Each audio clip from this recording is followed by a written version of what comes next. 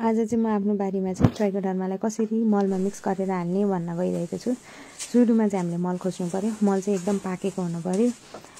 अनि पाकेको मललाई चाहिँ यसरी नै प्लास्टिक बिछाएर माथिपट्टिबाट राख्ने। यो किन गरेको भन्दाखेरि चाहिँ पछि ट्राइकोडर्मा मोल्न सजिलो होस् भनेर। अनि अब यहाँ चाहिँ यो मलमा चाहिँ एकदम धेरै ठुला डल्ला डल्लीहरू थिए।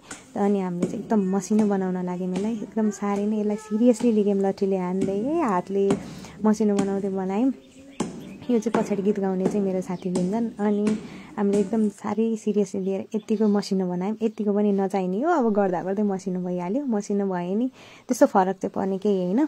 अनि अब यसमा चाहिँ ट्राइकोडर्मा चाहिँ राखेर चाहिँ हामीले ग्रो गराउने हो। यो चाहिँ हाम्रो कनिकामा ग्रो गराएको ट्राइकोडर्मा।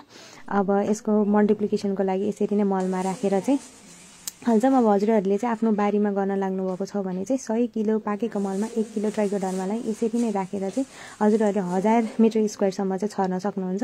अनि यो राखेको 2-4 दिनको ग्रोथ चाहिँ यस्तो भएको हो। 4-5 दिनपछिको यो चाहिँ लगभग 15 दिनपछिको ग्रोथ चाहिँ यस्तो भयो। अनि यो देखिएको हरियो हरियो चाहिँ पुरै ट्राइकोडर्मा। यो चाहिँ कनिकामा यो सेतो सेतो छ नि, यो कनिका हो। यो बाहिरको हरियो चाहिँ ट्राइकोडर्मा। यो मेरो रिसर्च फिल्डमा हाल्ने भएको कारणले गर्दाखेरि चाहिँ मैले पुरा जोखेर क्यालकुलेटिभ हिसाबले हाल्दैछु। यो चाहिँ मैले फिल्डमा राखेँ। And now I am a happy kid. And यो चाहिँ मेरो रिसर्च प्लट। By by.